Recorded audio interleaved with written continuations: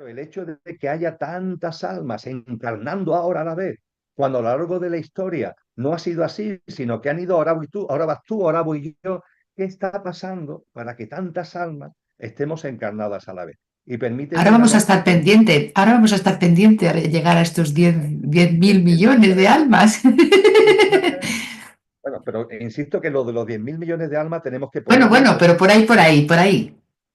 pueden ser un poquito más o un poquito menos, no lo sé. Pero en fin, lo tenemos que poner ahí como una referencia que nos ayude a vislumbrar lo que quizás sí sea lo realmente importante, que estamos viviendo una época de la humanidad muy, muy, muy digna de Intensa. tener en cuenta. Y fíjate que para que no aparezca el materialismo, porque claro, el pensamiento materialista ante la explosión demográfica, ¿qué es lo que nos diría el pensamiento materialista? Vamos a ver. Cogemos un grupito de ratones, ¿vale? Si al grupito de ratones le damos mucho alimento, se reproducen y ese grupo crece. Sin embargo, si al grupito de ratones le quitamos alimento, no se reproducen y la población se estanca o decrece. Estos son experimentos de laboratorio con ratones o con otras formas de vida, con esta manía que tenemos nosotros de manipular la vida y de no respetar la vida, aunque de esos animales que consideramos que son despreciables, cuando son seres maravillosos, en los que de alguna forma también tiene que estar presente el espíritu. Pero en fin, Y el eso también alma. sería y un alma que exista. Sí, de hecho en los animales se habla de que hay almas grupales, almas grupales.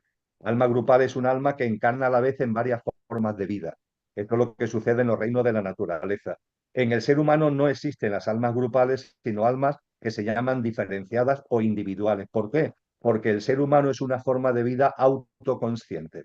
Yo, Emilio, tengo autoconsciencia de mí mismo y el alma que encarna en Emilio es un alma que se llama diferenciada o individualizada. En los animales que no tienen autoconsciencia, no digamos ya en el mundo vegetal, que no tienen autoconsciencia, la presencia del espíritu es a través de almas, entre comillas, grupales, ¿no?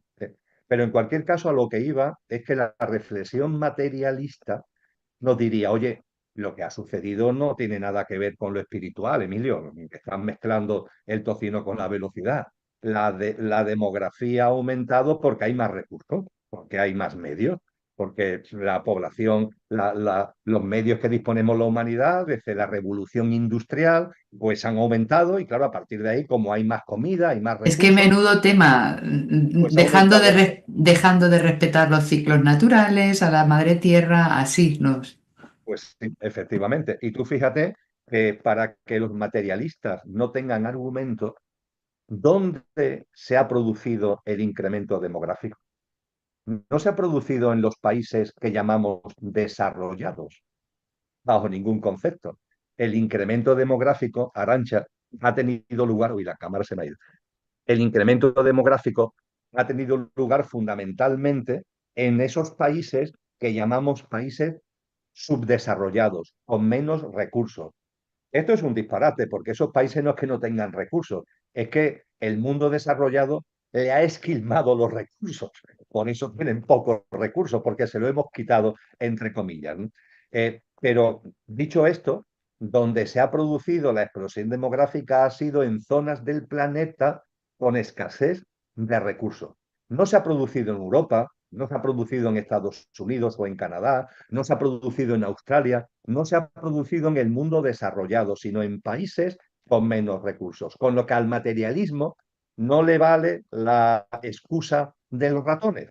No pueden decir, no, no, claro, es que ha habido un incremento poblacional porque hay más recursos. Pues no, mira, para que ese argumento no te valga, el incremento poblacional, es decir, la mayor presencia álmica en este plano Qué humano bonito es se ha esto, producido. recibirlo y dejar que Pues nuestra sí, alma siga su camino, ¿no? en esa, Ayer me veía, perdona, ayer me veía diciendo allí en el trabajo, ¿no? Es que no me pienso adaptar bueno, claro, es que ahora podríamos hablar del perdón, de todos estos escenarios proyectados que están ahí para que nosotros conectemos con quién somos realmente, que aprendamos a tener más respeto, a poner límites. Ahí ya entraríamos en un terreno que me encanta, ¿no? Más práctico de terapia, entre comillas, espiritual, ¿no? Pero sí es cierto Y aquí me gustaría ya matizar y entrar a ver hasta dónde tú cuando me digas cortamos, porque hoy puede ser muy larga, está como muy abierto todo el tema de información. El tema de los deseos del ego, el deseo del ego, en plural, en singular, no importa, al final es uno, ¿no? Versus el deseo del amor, ¿no? Este espíritu, este alma, eh, el deseo es todo, el deseo es amor, el deseo es vida. Bueno, si quieres podemos, como me encanta cómo desarrollas los conceptos y los describes, si quieres podemos empezar hablando de lo que es el deseo para ti y luego ya irnos ramificar a estas dos vertientes que sería miedo o amor, ¿no? Ego, amor, ego, verdad. Bueno. No sé. Muy bien. Siento que Los, tiene que, seguro que tiene que ver con todo este mm, mapa que hemos abierto tantísimo del tema del alma. los deseos podríamos decir, Arancha, que es la forma que tenemos de relacionarnos con el mundo. Desde que nacemos, entre comillas, van apareciendo unos deseos. Esos deseos pueden tener unos contenidos u otros. Pueden ser más groseros o más sutiles, pero es una forma de relacionarnos con el mundo. Cuando yo me observo a mí con mis deseos, bueno, pues la forma que yo tengo de relacionarme con el mundo. Y cuando esto lo tenemos en cuenta y tenemos en cuenta lo que hemos compartido antes, de que el ser humano es la dimensión álmico-espiritual, el conductor, el espíritu como tripulante en el centro del alma, y decimos que el conductor encarna en el coche y el coche es lo perecedero, podríamos decir que podemos entender que lo perecedero en su relación con el mundo tiene unas tendencias por la propia configuración de lo perecedero que hay en nosotros, tiene unas tendencias, tiene unas orientaciones, tiene unas inclinaciones, tiene unos deseos que son distintos a los del conductor que encarna en el coche. El coche es perecedero y per se su relación con el mundo lo hace de un modo distinto a la dimensión álmico-espiritual, el conductor que encarna en el coche, que es imperecedero. Obviamente lo perecedero y lo imperecedero no se relacionan con el mundo de la misma manera. Tienen orientaciones, inclinaciones, deseos distintos. Pero el ser humano es una perfecta conjunción de lo imperecedero y de lo perecedero. La clave está, y ahora ahondaré en ello, la clave está en que el coche esté bajo el mando del conductor, porque el conductor es lo imperecedero y el coche perecedero debe estar bajo el mando consciente del conductor. Yo tengo mi coche aparcado ahí, a pocos metros de donde estamos hablando. Y cuando yo voy a mi coche, el coche tiene que estar bajo mi mando, el mando del conductor. Yo no quiero entrar en un coche donde el coche vaya donde le da la gana y que yo no tenga capacidad de dirigir el coche hacia lo que yo quiero ir. Y en la dimensión álmica espiritual encarna con un propósito de vida, lo que orientales llaman un dharma, ¿no? Hay un propósito de vida. Y el conductor, cuando encarna en el coche, tiene un propósito de vida. Y claro, el mando consciente, ¿qué significa? Que el coche esté al servicio del conductor. Si el coche está al servicio del conductor, el coche tiene que hacer suyo los deseos del conductor. El problemilla surge cuando, una vez que estamos encarnados, el coche Problemilla. tiene autonomía propia, va por su cuenta y es como si el conductor estuviera dormido. Ahí está el conductor, pero es como si el conductor estuviera dormido. Y resulta que el coche, como si fuera estos coches modernos que dicen que andan solos, el coche, como el conductor se ha dormido, te lleva donde el coche quiere. Y tú fíjate, si dejamos al coche, si estamos dormidos, no somos conscientes de lo que somos, el conductor está olvidado, por así decir, y el coche va por su cuenta, ¿de qué forma nos relacionaremos con el mundo? Pues nos relacionaremos con el mundo desde las inclinaciones, los deseos, de lo perecedero y efímero que hay en nosotros. ¿Y cómo se relaciona lo perecedero, lo efímero, lo pasajero con el mundo? Con miedo, Arancha, con miedo, porque lo perecedero es perecedero y por tanto nunca va a confiar en la vida. Siempre va a ver la vida con recelo, porque claro, va a perecer en algún momento Y la vida, por tanto, se va percibiendo desde el coche, si no está el mando consciente del conductor, como algo hostil, como algo que me puede dañar. Y a partir de ahí vamos fabricando un mundo de deseos muy egoicos, entendiendo Querido que... Emilio, salió en la charla muchas veces el designio de los tiempos.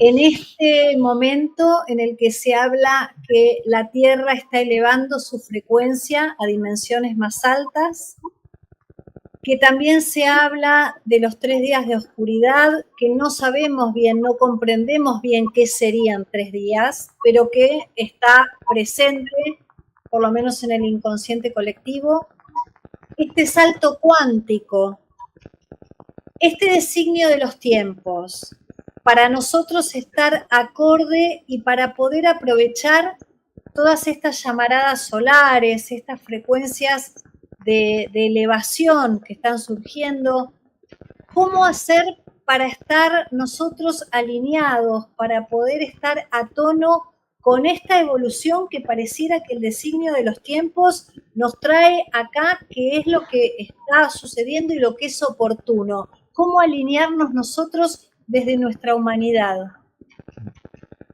Ciertamente, he utilizado varias veces la expresión una nueva humanidad en una tierra restaurada. Esto es muy importante que no lo olvidemos, porque las tradiciones hacen referencia a esto, una nueva humanidad en una tierra restaurada. Eso de la tierra restaurada, ¿qué significa? Bueno, pues hace mención a que efectivamente el planeta Tierra es también una entidad.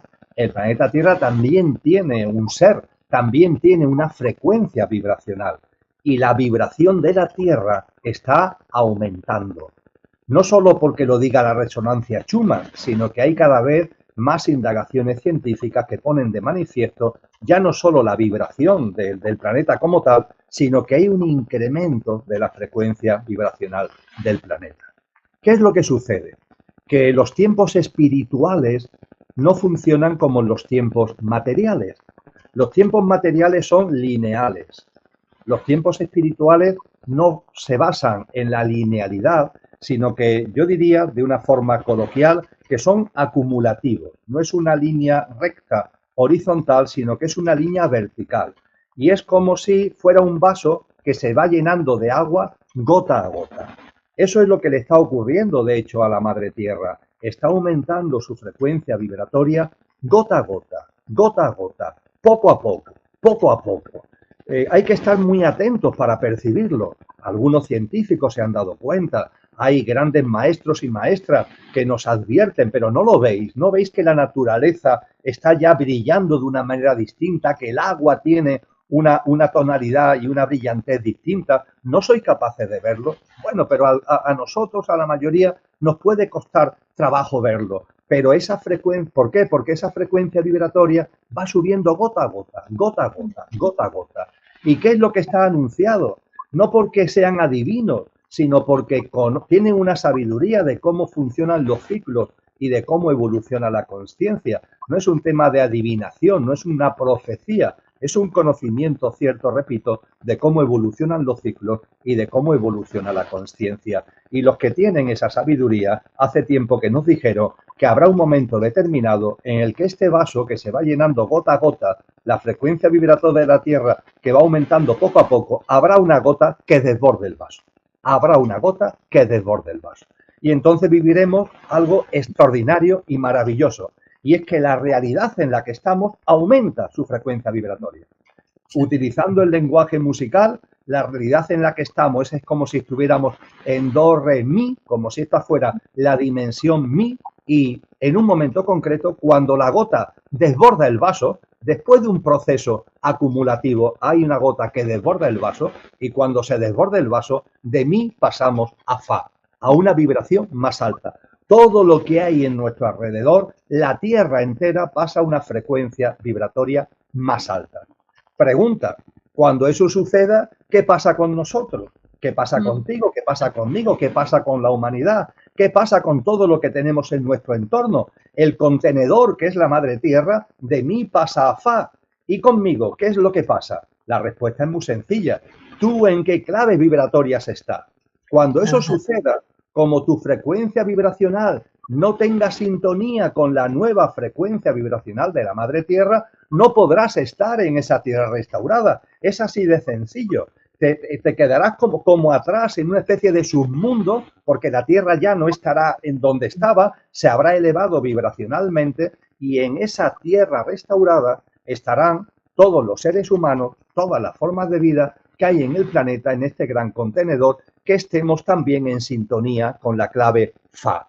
¿Y qué hacemos? Que es lo que tú también planteabas. ¿Qué hacemos para que en lugar de estar en Mi, estemos en Fa? Porque es lo que nos corresponde ahora. Lo que nos corresponde ahora es empezar ya a una dinámica de vida que eleve nuestra frecuencia vibratoria, para que cuando se produzca ese desbordamiento del vaso y la Tierra pase de Mi a Fa, a nosotros no nos coja desprevenido y tengamos ya un estado de conciencia con una cualidad vibracional que nos permita, como seres humanos, estar en esa tierra restaurada, configurando la nueva humanidad de una mayor cualidad vibratoria y, por tanto, también de una mayor cualidad álmica y espiritual.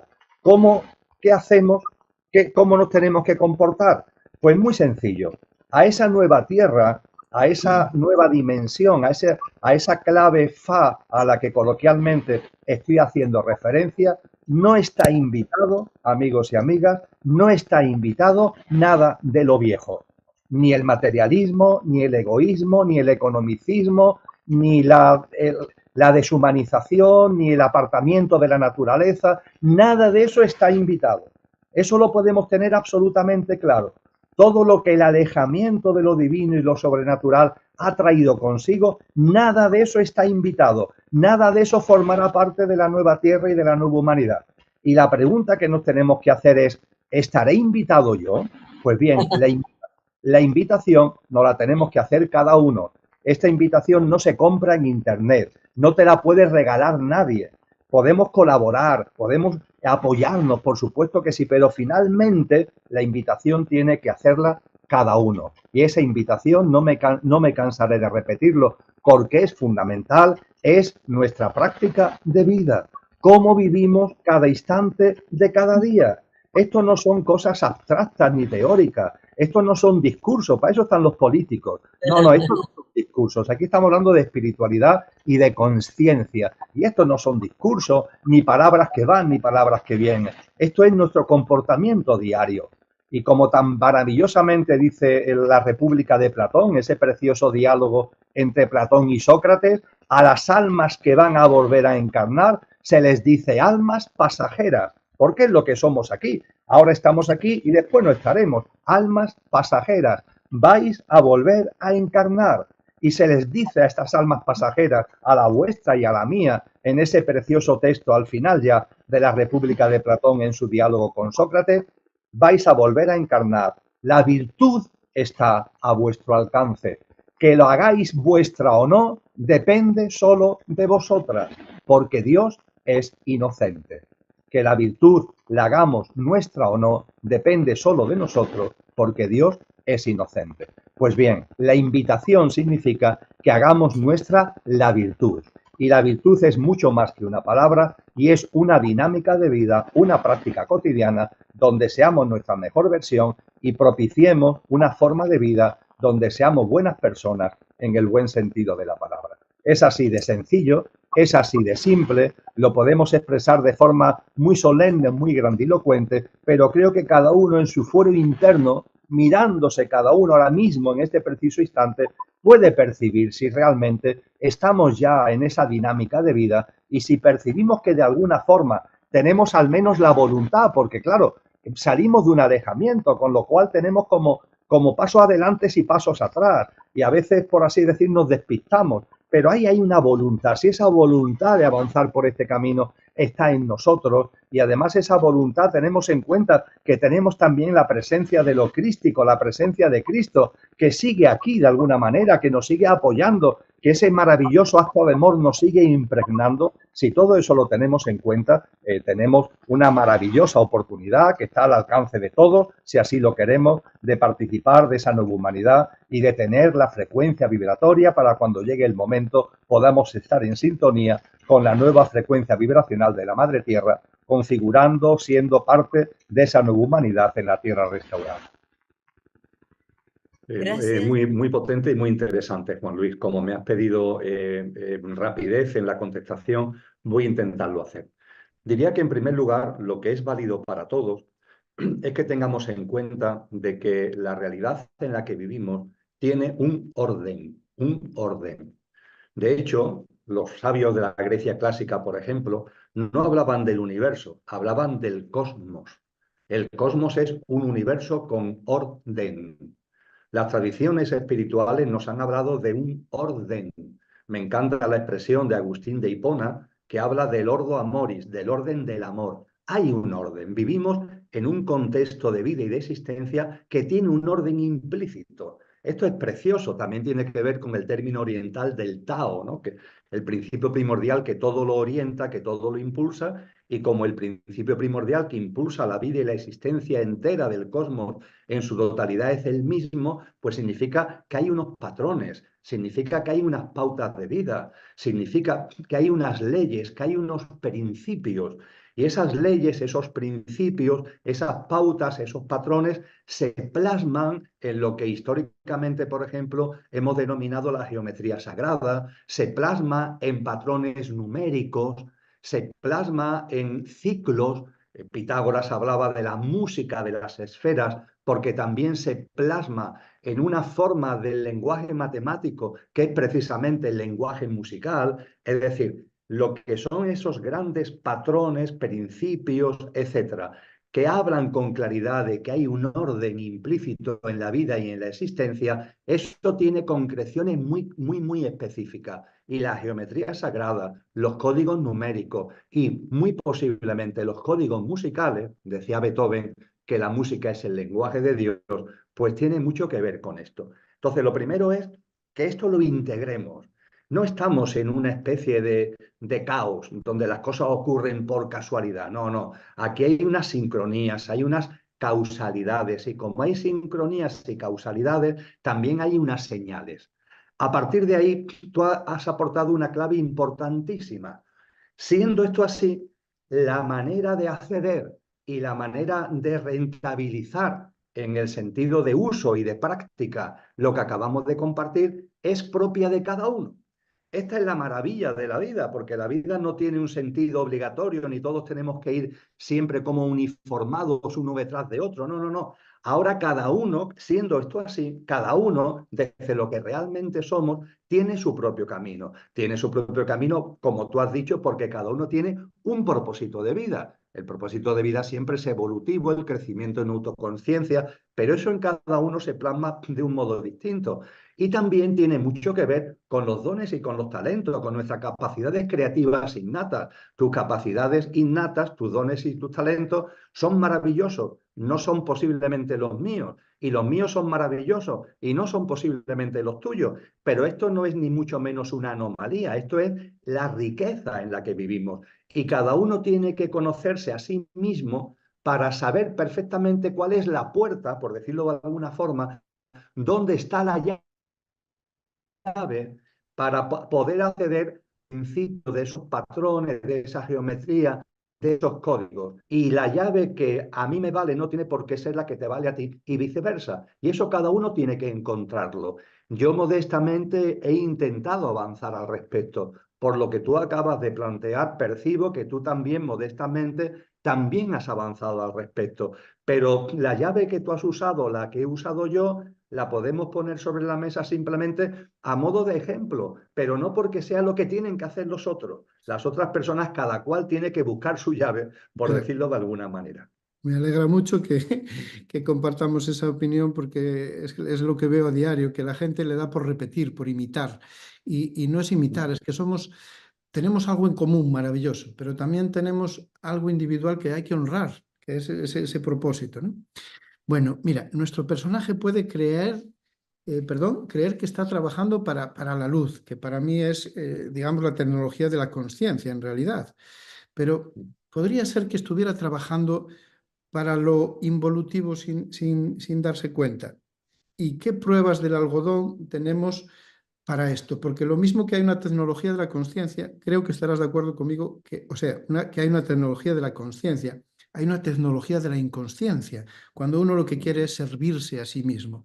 Entonces, por favor, ¿qué claves para que no, coloquialmente te lo digo, para que no la caguemos cuando estemos trabajando con la parte espiritual, con todo el corazón, para aprender de la experiencia de la tecnología de la conciencia?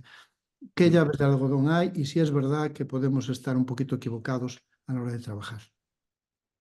Eh, Tú has hecho mención a la expresión sentido de la vida. Yo he hecho referencia hace un momento al servicio a la vida, has dicho. Yo he hecho mención en mi respuesta anterior al Tao, el principio primordial que todo lo impulsa. Claro, si hay un orden y hay un principio primordial que todo lo impulsa, eso significa que la vida, la existencia, lo manifestado, el cosmos y todo lo que en él se integra, tiene un sentido.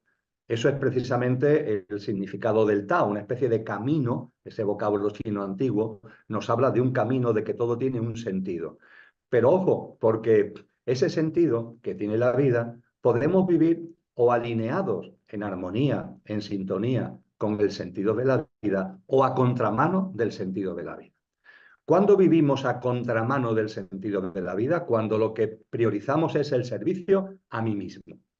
Y el mí mismo tiene que ver mucho con el coche, al que antes hacía referencia. En lugar de priorizar la vida y el sentido de la vida, me quedo en el árbol, no veo el bosque, me quedo en el árbol e intento vivir a mi servicio. Egoísmo, egocentrismo, inconsciencia, etcétera, etcétera, son las consecuencias. En cambio, cuando vamos levantando la mirada, cuando vamos dándonos cuenta, tomando conciencia, nos vamos poniendo cada vez más al servicio de la vida. Un servicio de la vida que es realmente ponernos al servicio de nosotros mismos, pero con mayúscula. Porque cuando nos ponemos a contramano de la vida, estamos al servicio del coche. Intentamos ahí egocéntricamente darle al coche lo que le satisface, evitar lo que no le gusta. En cambio, cuando nos alineamos con el sentido de la vida, estamos entendiendo la verdadera magnitud y la verdadera entidad de lo que somos, del conductor que somos. Porque la vida es también la vida nuestra. Mi vida no es distinta de la vida con mayúscula. Y si yo vivo alineado con el sentido de la vida, estoy también alineándome con el sentido de mi vida, pero de mi vida, de mi verdadero ser, de lo imperecedero que hay en mí. Dicho esto, la gran pregunta, bueno, ¿y cuándo puedo darme cuenta de que voy por un camino o por otro? Pues sí, podemos darnos cuenta por varias razones. Primero, lo hemos compartido cuando hablamos de la descripción que se nos hace de la nueva humanidad. La fatiga, el esfuerzo, en la percepción de ir cuesta arriba. Cuando eso aparece en nuestra vida, tendríamos que pararnos y recapacitar si de verdad estamos yendo, dicho de una forma coloquial, por el buen camino. Porque se nos habla con claridad que cuando estamos alineados con la vida y estamos viviendo desde la conciencia o actuando de verdad desde la conciencia, esto no sucede. Las cosas se van como articulando en lo que, expresado de algún modo, podríamos decir mágicamente.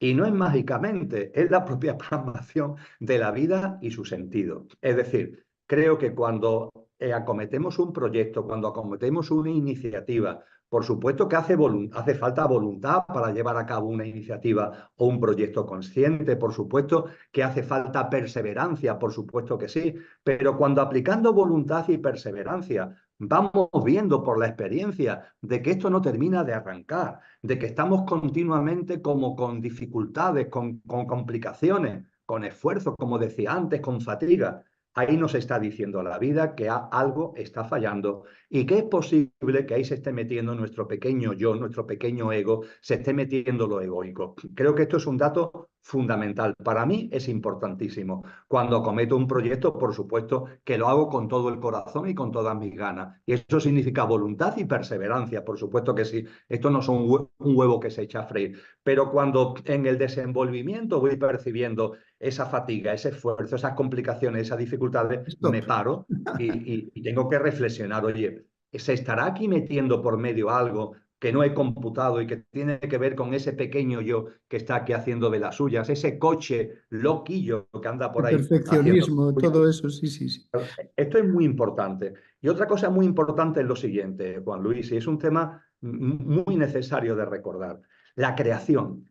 Desde luego que somos co-creadores, evidentemente. Estamos en una realidad maravillosa, un orden sensacional, y cada componente de ese orden es el orden mismo. Cada ola es el propio océano y por tanto somos co-creadores del propio océano y parte, no solamente parte integrante, sino es como un punto de una esfera que siendo un punto en la esfera es la propia esfera. A partir de ahí nuestra capacidad creativa y creadora, co-creadora si queremos decirlo así, es indudable. Ahora bien, esa capacidad creadora la tiene el conductor, no la tiene el coche. Y esto se pone muy bien de manifiesto en lo siguiente. Ojo con a donde dirigimos nuestra capacidad creadora.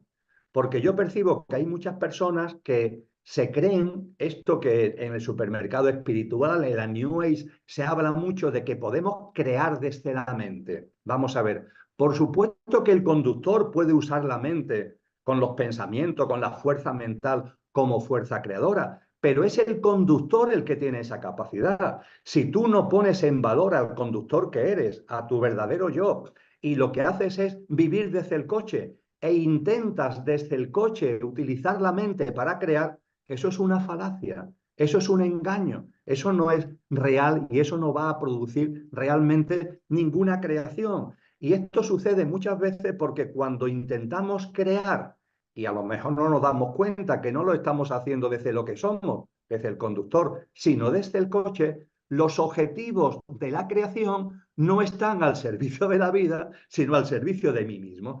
Entonces, ese castillo de naipes se cae por completo. Cuando intentamos, repito, usar la capacidad creadora creyendo que la tenemos, y la tenemos, pero la tenemos desde lo que somos, en lo imperecedero que hay en nosotros, y lo intentamos usar desde el coche para cuestiones que le interesan al coche, que le interesan al mí, que le interesan a nuestro pequeño yo, ahí la capacidad creadora no va a aparecer. Y eso puede llevar a mucha frustración, porque puede ser que hemos aprendido la teoría, lo intentamos llevar a la práctica y no tenemos resultados reales. Lo mismo tenemos algún resultado provisional, pero es puramente efímero. No tenemos resultados reales. Y entonces podemos creer que la teoría es falsa. No, la teoría es cierta, pero la teoría tiene un complemento básico y ese complemento básico es que tienes que poner en valor lo que eres y desarrollar esas capacidades desde lo que eres, lo cual significa también desarrollarla al servicio de la vida y no al servicio de tu pequeña vida. El momento de las tecnologías, Sí. bien usado es maravilloso, cosas distintas como algunos lo querrán usar. Entonces creo que como todo estamos en un momento álgido de evolución de la conciencia, donde se nos está presentando siempre, siempre la misma disyuntiva. Cada vez más cosas hay a la vista en lo que tiene que ver con lo social, en lo científico, en lo político, cada vez más cosas están a la vista y a partir de ahí, ¿qué hago yo con esa información y cómo gestiono yo mi vida desde el punto de vista de lo realmente importante que es el camino de la conciencia? Sin dudas. ¿Te sigue sorprendiendo lo maravilloso que somos como máquina? Yo siempre digo, qué interesante, porque cada vez, y veo tus libros ahí detrás de ti, y yo digo, esos libros, con cada uno de sus autores y que por ahí te han impregnado de su sabiduría y demás, hacen alusión al hombre, ¿no? A nosotros como materia. Y digo, qué inteligencia soberana que habita en nosotros. Y qué divinidad maravillosa que habita. Y aún así nos esforzamos una y otra vez de hacerlo pelota, Emilio. Aquí, muy argentino lo que te digo y cómo te lo digo. Sí, sí, sí, sí. No, pero se entiende por acá perfectamente. Mira, Lorena, hay un postulado metafísico de la sabiduría de siempre que nos dice, aquello que no tiene origen es origen de todo lo originado. Y al ser origen de todo lo originado se encuentra presente e inmanente en todo lo originado. Ese aquello es lo que el diccionario de la Academia Española de la Lengua llama Dios. Pero en aquella sabiduría se nos dice que no le pongamos nombre porque entonces conceptualmente lo empezamos a constreñir.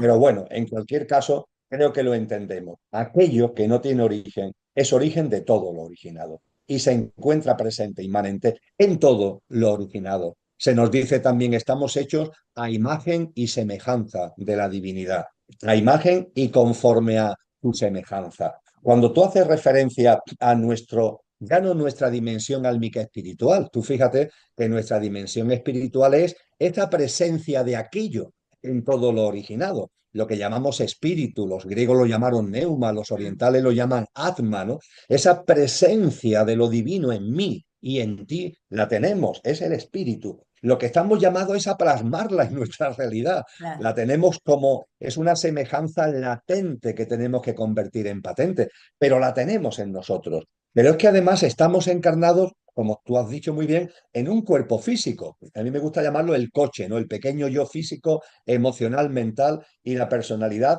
a ello asociada. Pero ojo, el coche forma parte de lo originado. Es decir, también está originado por la divinidad. Mm. Nosotros tenemos un coche que está originado por la divinidad y dentro del coche está presente, inmanente, esa divinidad. Con lo cual no tenemos que despreciar. A veces algunas religiones dogmatizadas desprecian al Sí, coche, desprecian al cuerpo. No, sí, el cuerpo también lo enseña Cristo Jesús, es el templo. Tenemos que entenderlo como el templo de la divinidad, que a modo de semejanza, para que de latente se convierta en patente, tenemos en nosotros. Así que qué maravilla cuando nos damos cuenta que nuestra esencia es divinal, lo que en nosotros es permanente, imperecedero, pero que en lo que en nosotros es perecedero y terminará en algún momento, también está forjado con esos parámetros y de esa enjundia que la divinidad representa y supone. claro. Y a partir de ahí, vuelvo a decirlo del apasionamiento, es decir, cuando empezamos a comprobar, a constatar la maravilla de la vida en todas sus manifestaciones, también en nosotros, la perfecta conjunción que hay de esencia y de apariencia, que cuando miro a esta preciosidad llamada Lorena, estoy viendo una realidad física, emocional, mental, una personalidad maravillosa que está dentro de lo originado por la divinidad. Es Sí, cierto que esa personalidad, ese coche, es perecedero, es efímero, pero qué maravilla, ¿verdad? Mientras que lo tenemos. Y tenemos además una dimensión imperecedera que cuando llegue la muerte no va a morir, sino que va a seguir su camino y volverá a vivir una nueva experiencia de reencarnación. Uf, cuando todo esto somos capaces medio de verlo y de claro. integrarlo y de intentarlo llevar a nuestra vida cotidiana, la vida cambia, Lorena, la vida cambia. Claro, estamos en una sociedad donde ha matado a Dios en el sentido de que lo sobrenatural, lo trascendente, se ha desterrado, se ha expulsado. Y nada más que se habla de lo material, Mm. de lo pasajero, por así decir, que también tiene su sitio, por favor, pero no para convertirlo en protagonista total y absoluto. Y cuando vamos abriendo los ojos y salimos de ese destierro de lo trascendente, la verdad es que la vida es algo maravilloso que merece la pena ser vivida. Claro. Ciertamente, cuando olvidamos lo trascendente, la vida ya no es vida, se convierte en supervivencia, un mero acto de supervivencia. Y la vida hay que vivirla y para vivirla hay que recordar lo que somos y para recordar lo que somos hay que poner en valor esa divinidad que a modo de semejanza todos tenemos dentro para que de latente la hagamos patente. Sin dudas. Y yo a eso, querido Emilio, agrego que hay que convertirse en un seguidor consciente de la academia, de la conciencia. Es un espacio fantástico donde eres muy generoso con todo lo que compartes a través de ese canal de YouTube. Muchas personas pueden interactuar contigo de cualquier punto del planeta también y apuntándose. Tú tienes un blog muy interesante donde compartes mucha información y donde personas también a nivel online se pueden contactar para cada uno de los cursos, para cada uno de los talleres que tú otorgas también, y eso es importantísimo. ¿Qué has notado en los últimos tiempos? La convocatoria de personas, los rangos etarios, vienen de todas partes del mundo. ¿Qué has notado últimamente? Pues mira, es una cuestión interesante, Lorena, porque yo hace ya muchos años que comencé Sí. modestamente, con humildad, a compartir en este camino de la conciencia y en los últimos años he percibido varios cambios sustantivos. Mm, Uno, que es importante, aunque no es el más importante, es que se va equilibrando el porcentaje entre mujeres y hombres, lo cual fue abrumador, abrumador, claro. a favor de lo femenino, a favor de la presencia de mujer. 75-80% durante años. Ahora la mujer sigue teniendo un mayor protagonismo. Sí, Yo creo que las cualidades femeninas se acercan más a la conciencia es femenina, entonces hay mayor acercamiento de la mujer a la conciencia, pero el porcentaje de hombres ha aumentado qué bueno. significativamente. Yo diría que ahora mismo estamos en un 60-40 frente a un 80-20 de hace unos 10 años aproximadamente. Y yo creo que esto significa sobre todo, bueno, pues una mayor acercamiento de todos en general, lo cual es Sí, una buena noticia. sin Y después duda. también, como otro elemento complementario, Lorena, me dice gente que están más bien en el ámbito de la New Age, del supermercado espiritual, que las actividades, las convocatorias que realizan tienen menos público desde en la famosa crisis del año 2020, la crisis sanitaria. En mi caso es todo lo contrario. Hay cada vez más demanda, hay cada vez más público, Ah, bien sean temas presenciales, bien sean temas online, el seguimiento del canal de YouTube de la Academia de la Conciencia. Bueno, el último vídeo que se colgó hace 4 o 5 días, en nada de tiempo se ha puesto en 150.000 visualizaciones. El seguimiento del blog, que ya ha desbordado los 10 millones de sí. visitas, ¿no? Y creo que eso tiene que ver, desde la modestia, lo digo por favor, y Mm, desde el respeto a todos y a todos los movimientos y formas que hay en el ámbito de la conciencia, pero tiene que ver porque modestamente intento aportar rigurosidad. total. Es decir, intento que mis experiencias, claro que las comparto, pero intento comprobar que tienen fundamentos. Intento buscar en las enseñanzas que los grandes maestros nos han dado, y muy en particular en la sabiduría de Cristo, intento encontrar los fundamentos de aquello que comparto, intento contrastarlo con la realidad, intento buscar fuentes serias y, por supuesto, intento ser honesto conmigo mismo y Exacto. llevar a mi vida aquello de lo que hablo, ¿no? Y creo que cuando humildemente avanzamos en este camino, eso se percibe y es lo que conlleva precisamente esta mayor audiencia a la que te hacía mención. Sí. Y percibo también con toda claridad que todo este tipo de acontecimientos que estamos viviendo de perfil distópico, pues incrementan Mm, la conciencia. Hace nada, en el mes de abril, el pasado 5 de abril, di la conferencia que todos los años doy en Valencia. En Valencia, en octubre, el 29 de octubre del año pasado, se sufrió una dana, un acontecimiento meteorológico tremendo que se sí, llevó por delante más de 200 vidas y que ha hecho unos daños tremendos que siguen estando ahí porque la realidad es que las instituciones no responden cuando en realidad la gente lo necesita y el daño ha sido tremendo. Bueno, pues yo tenía curiosidad, ¿no? Por saber, bueno, ahora voy a Valencia por primera vez, mm, ¿cómo será la respuesta de la gente? Como nunca, Lorena, como nunca, se wow, desbordó la sala. Hubo que buscar sillas, no se daba abasto para atender. ¿Por qué? Porque es cierto que aunque este tipo de cosas, por favor, nadie las quiere, yo no estoy abogando porque claro. pasen desastres ni nada parecido, pero que es verdad que cuando la vida nos tambalea, nos saca de esa distracción y ese entretenimiento de las señoras imprudentes de las que hablábamos antes, de Que la piden el parábola de la... aceite.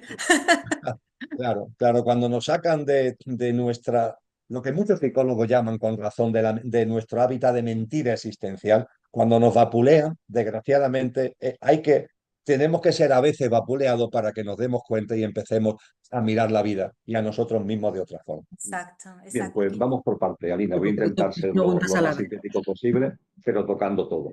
El símil que he recordado del conductor y del coche es muy útil para simplificar lo que tiene mucha profundidad, pero simplificarlo de un modo que nos podamos acercar sintéticamente a ello. Nosotros verdaderamente somos lo imperecedero que hay en nosotros, nuestra dimensión álmica espiritual, el alma y en su centro el espíritu, como decíamos antes. Eso que podemos llamar conductor, nuestra dimensión álmica espiritual, encarna. ¿En qué encarna? En un pequeño yo, es decir, en un yo físico, emocional, mental y en una personalidad, en mi caso este tal Emilio, que está asociado al pequeño yo. A ese pequeño yo lo llamo el coche. El conductor encarna en el coche. Cuando llega el momento del fallecimiento, ¿qué significa? Que el coche deja de funcionar y el conductor se baja del coche. Podríamos decir que cuando el alma desencarna, es que el conductor, ese coche que le ha servido para desarrollar la experiencia humana, el coche ya deja de operar, el coche deja de funcionar y el alma se baja del coche. Es importante en este sentido, tú lo has dicho y yo creo que es importante remarcarlo para que perdamos el miedo a la muerte en sí, porque hay gente que me dice, no, Emilio, yo a la muerte no le tengo miedo, pero al hecho de morirme, al hecho de morirme como tal, a la disfunción orgánica, etcétera, a los posibles dolores, a eso sí le tengo miedo. Bien, ha habido muchos maestros que nos enseñan que, como tú has apuntado, antes de que el coche fallezca, el alma ya lo abandona. Es como si el alma, vamos a expresarlo coloquialmente, se bajara con el coche todavía en marcha.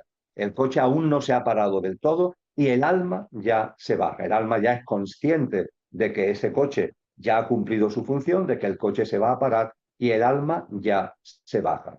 Por ejemplo, hay algunas personas que para mí tienen fiabilidad porque a lo largo de la historia han sido personas de maestría espiritual, no solo de boquilla, sino plasmada en su práctica de vida, y que, por ejemplo, han tenido recuerdos de vidas pasadas. El recuerdo de vidas pasadas nos dice, por ejemplo, la ciencia del yoga, que va apareciendo sobre todo en la persona cuando la persona va teniendo ya un bagaje, va teniendo un desarrollo espiritual. Y estas personas con ese bagaje espiritual han recordado experiencias cercanas a la muerte donde, por ejemplo, van a ser ejecutadas. Ejecutada actualmente puede ser en la época contemporánea un fusilamiento, en la época antigua que te corten la cabeza, yo qué sé, ¿no? Y recuerdan cómo antes de que se produzca en sí la ejecución, el alma ya ha salido. Con lo que cuando se produce el fusilamiento, cuando se produce el corte de cabeza o lo que sea, no hay una percepción, no se siente. Es como si el cuerpo, aunque sigue estando ahí con una aparente vida, pero ya le falta el ánima, ya le falta la vida verdadera y tú no lo sientes. Es como un trozo de carne en definitiva que todavía está moviéndose, pero que realmente ya no tiene esa percepción a la que le podíamos tener nosotros miedo. Esto es importante que lo tengamos en cuenta porque también sucede con la enfermedad, ¿no? Procesos de enfermedad que a lo mejor en el tramo final son especialmente convulsos o dolorosos. El alma abandona el cuerpo antes de que eso se produzca y por tanto podemos decir gráficamente que no lo vivimos, que no lo experimentamos. A partir de ahí, cuando el coche ya se ha parado y el alma avanza, ¿el alma hacia dónde va? El alma va al plano de luz. ¿Qué es el plano de luz? En la misma casa, no estamos hablando de otra dimensión, en la misma casa es la habitación de al lado. ¿Cómo podríamos definirlo?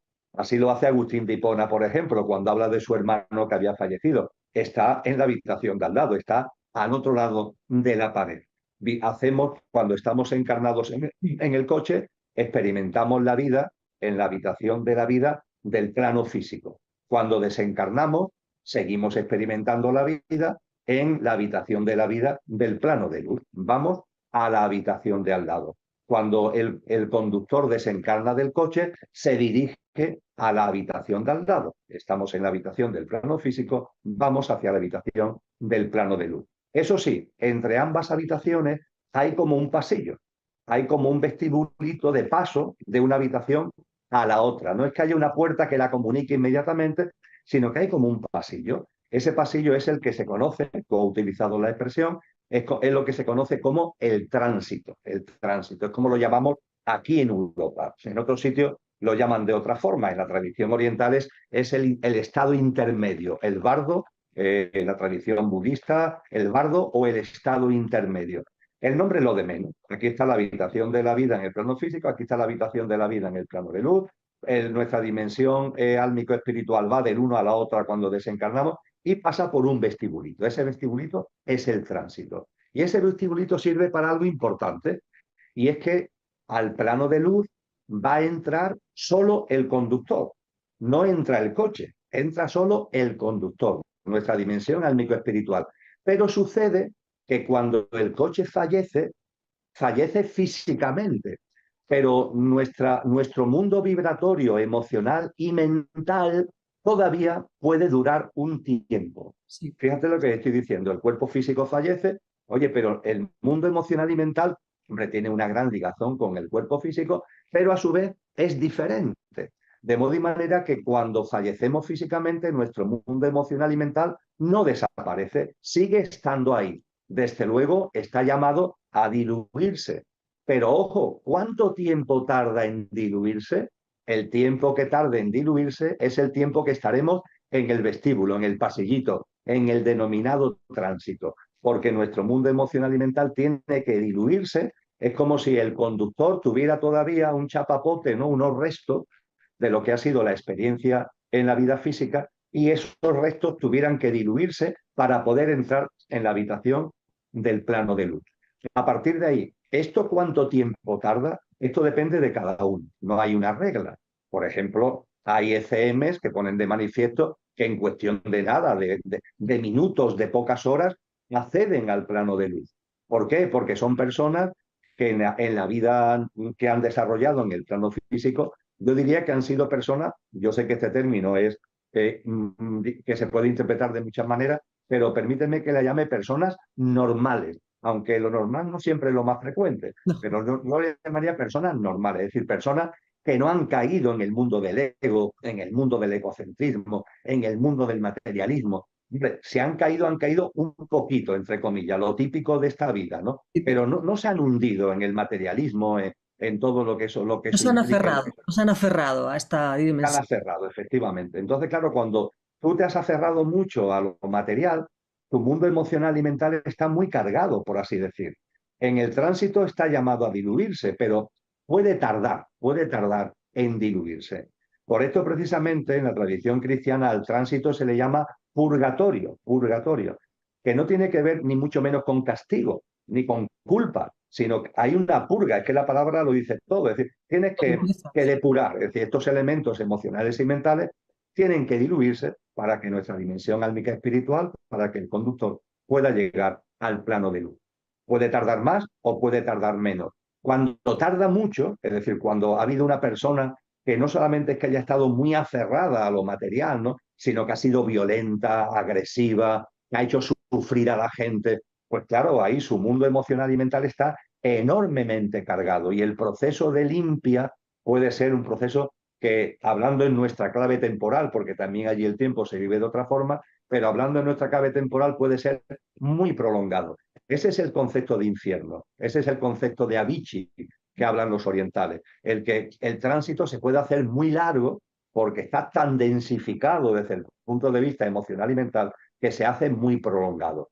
Pero no obstante, el camino está claro, el camino es que lo emocional, lo mental, esos restos, más rápido o más lento, se diluyan para que podamos entrar, para que podamos acceder a la habitación del plano de luz. Y finalmente accedemos a la habitación del plano de luz, donde, como antes compartíamos, lo primero es esa fase que denominamos cielo, que es una fase muy grata, de que el alma se reconforta, donde se producen los encuentros álmicos, y la verdad es que esa es una fase muy bella, entre comillas, aunque, como decíamos antes, el plano de luz tiene otras facetas, y el alma en el plano de luz hay un momento determinado que abandona esa fase de cielo y realiza actividades, por ejemplo, de servicio, como compartíamos anteriormente, y hay un momento determinado en donde se prepara para volver a encarnar, ¿no? Que ya sería como el último estadio del plano de luz, el momento en el que el alma se prepara para volver a encarnar. El alma, cada vida le debe servir, por lo menos le debería servir, nos debería servir, cada vida le debería servir para recoger un bagaje de conciencia. Cristo Jesús, en el capítulo 25 de Mateo, utiliza la metáfora de la lámpara de aceite para hablar del alma, y nos dice que estamos llamados a echar aceite a esa lámpara, es decir, que cuando estamos encarnados, a través de nuestra vivencia, de nuestras obras, intentando que sean, aunque sean un poquito, pero amorosas, de una cierta frecuencia vibracional, es así como se le echa aceite a la lámpara, no con acciones y prácticas de vida egoicas, materialistas, violentas, egocéntricas, etcétera. Así no se le echa aceite a la lámpara. Cuando vivimos de una forma, vuelvo a repetir el término, más normal, se le echa aceite a la lámpara. Cada vida, cuando venimos, ya traemos el aceite de vidas anteriores, no se pierde aceite, no hay que tener miedo, aceite no se pierde, pero corremos el riesgo, entre comillas, de encarnar y que la vida se nos vaya, nos distraemos y no le echemos aceite a la lámpara. En el plano de luz ya reconfiguramos todo el aceite que hemos ido acumulando a través de la cadena de vida, incluida la última, y nos disponemos nuevamente a encarnar.